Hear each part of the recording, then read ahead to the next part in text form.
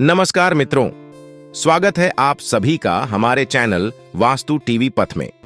आज हम एक अत्यंत महत्वपूर्ण विषय पर चर्चा करेंगे, मांसाहार पुण्य है या पाप। इस विषय पर हम आपको एक अद्भुत कथा सुनाने जा रहे हैं जो गरुड़ पुराण से ली गई है। यह कथा आपको जीवन में अहिंसा, करुणा और धर्म के बारे में एक नई दृष्टि देगी। कृपया इस कथा को अंत तक ध्यान से सुनें, क्योंकि यह आपकी सोच और जीवन के मूल्यों को बदल सकती है।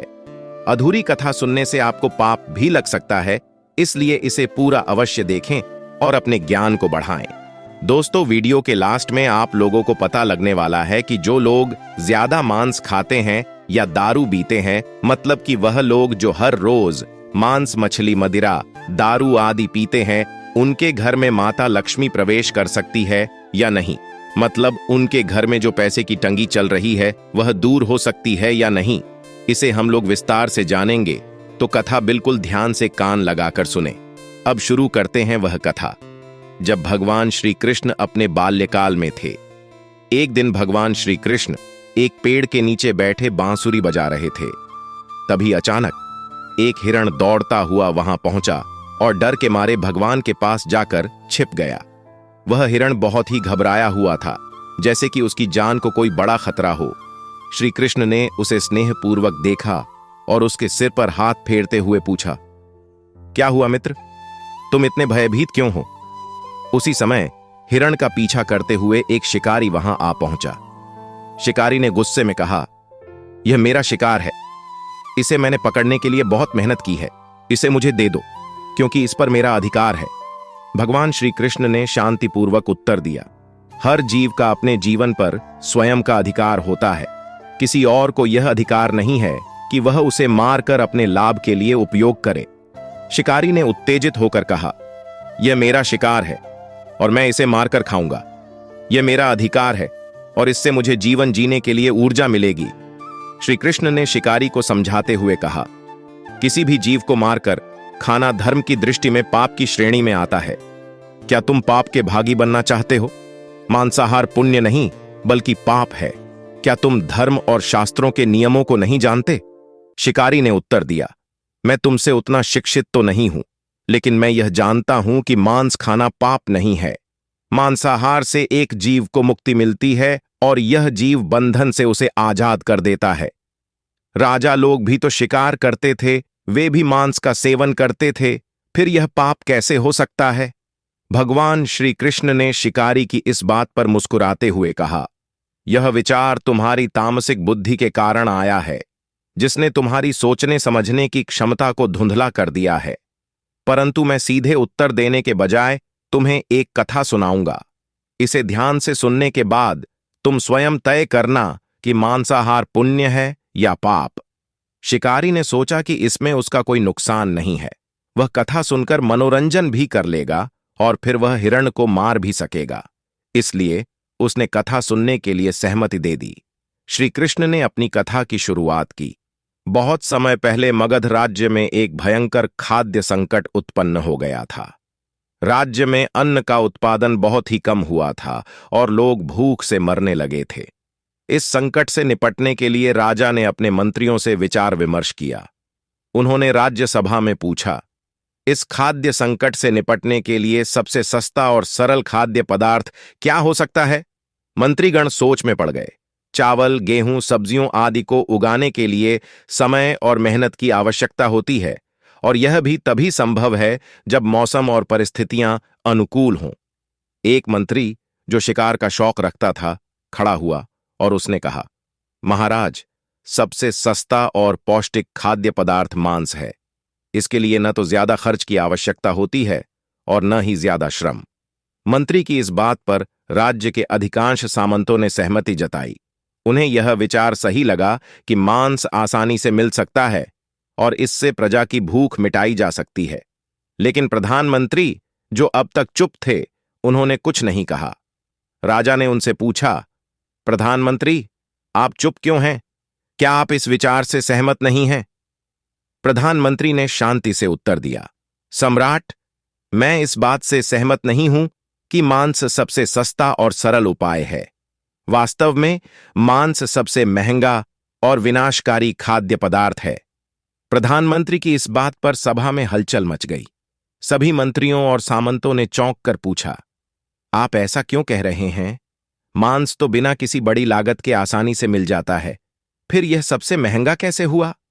प्रधानमंत्री ने गंभीर स्वर में कहा, मांस सबसे महंगा इसलिए है क्योंकि इसे प्राप्त करने के लिए किसी निर्दोष प्राणी की जान लेनी पड़ती है।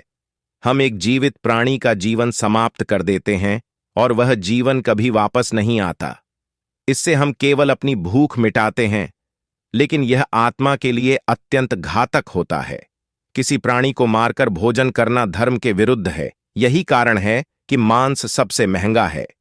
प्रधानमंत्री ने आगे कहा, जो भोजन हमें धरती से प्राप्त होता है, जैसे अनाज, फल और सब्जियां, वह प्रकृति द्वारा हमें दी गई अमूल्य भेंट है। हमें इसे प्राप्त करने के लिए किसी जीव की हत्या नहीं करनी पड़ती। प्रकृति ने हमें संतुलित और पौष्टिक आहार दिया है, जिससे हम अपने शरीर के साथ साथ आत्मा को भी शुद्ध रख सकते हैं। प्रधानमंत्री की यह बात सुनकर राजा और सभा के अन्य सदस्य सोच में पड़ गए। राजा ने सभा के अंत में यह निर्णय लिया कि मांसाहार को प्रोत्साहित करना उचित नहीं है। उन्होंने यह भी कहा कि हमें प्रकृति द्वारा प्रदान किए गए आहार पर ध्यान देना चाहिए और अपनी प्रजा को सिखाना चाहिए कि वे कृषि और अन्य प्राकृतिक साधनों से अपना जीवनयापन करें। इसके बाद राजा ने राज्य के अनाज भंडार से अन्न निकालकर श्रमिकों को दिया और पौष्टिक सब्जियों की खेती के लिए निर्देश दिए। समय के साथ राज्य में फिर से खुशहाली आ गई और प्रजा ने शाकाहार के महत्व को समझा। इस प्रकार मांस के बजाय शाकाहार अपनाकर राज्य ने अपनी खाद्य समस्या का समाधान निकाला। कथा समाप्त होने के बाद भगवान श्री कृष्ण ने शिकारी से पूछा, अब बताओ, क्या मांसाहार पुण्य है या पाप? शिकारी इस कथा से अत्यंत प्रभावित हुआ और उसे अपनी गलती का एहसास हुआ। उसने भगवान श्री कृष्ण के चरणों में प्रणाम किया और वचन दिया कि अब वह अपने जीवन में कभी भी किसी जीव की हत्या नहीं करेगा और मांसाहार का त्याग करेगा। अब बात करते हैं, वह लोग जो हर रोज मांस, मछली, मदिरा, दारू आदि पीते हैं, उनके घर में माता लक्ष्मी प्रवेश कर सकती है या नहीं? मतलब उनके घर में जो पैसे की तंगी चल रही है वह दूर हो सकती है या नहीं? देखिए दोस्तों, माता लक्ष्मी, जो धन और समृद्धि की देवी मानी जाती हैं, उनके आशीर्वाद से जीवन में सुख, समृद्धि और आर्थिक स्थिरता आती है। लेकिन देवी लक्ष्मी का वास केवल उन्हीं स्थानों पर होता है जहां शांति, स्वच्छता और सात्विकता का पालन किया जाता है। जीवन शैली और हमारी आदतें इस बात को निर्धारित करती हैं कि देवी लक्ष्मी हमारे घर में निवास करेंगी या नहीं। अब मित्रों, वीडियो में आगे बढ़ने से पहले आप लोगों से निवेदन है, जिन लोगों ने अभी इस वीडियो को लाइक नहीं किया, वह लोग वीडियो को लाइक करके चैनल के साथ जुड़ जाए। अब वीडियो में आगे उन लोगों की जीवन शैली जो प्रतिदिन मांस, मछली, मदिरा और अन्य तामसिक पदार्थों का सेवन करते हैं, देवी लक्ष्मी के आशीर्वाद को अपने घर में पाने में एक बड़ी बाधा बन सकती है। तामसिक पदार्थों का सेवन हमारे मानसिक, शारीरिक और आध्यात्मिक संतुलन को प्रभावित करता है, जिससे जीवन में नकारात्मकता और अशांति बढ़ती है। तामसिक आहार और व्यवहार हमारे मन मस्तिष्क को अस्थिर बनाता है और हमें उन विचारों और कर्मों की ओर ले जाता है जो देवी लक्ष्मी को अप्रसन्न करते हैं। जब हम मांस, मदिरा या अन्य तामसिक आहार का सेवन करते हैं, तो वह न केवल हमारे शरीर को अशुद्ध करता है, बल्कि हमारे घर के वातावरण को भी दूषित कर देता है। देवी लक्ष्मी को स्वच्छता, शांति और सात्विकता बहुत प्रिय है। जहां तामसिकता का प्रभाव अधिक होता है, वहां देवी लक्ष्मी का आशीर्वाद मिलना कठिन हो जाता है, क्योंकि यह वातावरण लक्ष्मी जी के निवास के लिए उपयुक्त नहीं माना जाता। मांस और मदिरा का सेवन करने वाले घरों में अक्सर देखा गया है कि वहां आर्थिक अस्थिरता, धन की कमी और समस्याओं का सामना करना पड़ता है। इसका कारण यह है कि तामसिकता हमारे कर्मों और सोच को प्रभावित करती है। तामसिक विचार और आदतें न केवल हमारे जीवन में नकारात्मकता लाती हैं, बल्कि हमारे कर्मों को भी दूषित करती हैं, जिससे माता लक्ष्मी का आशीर्वाद हमसे दूर हो जाता है।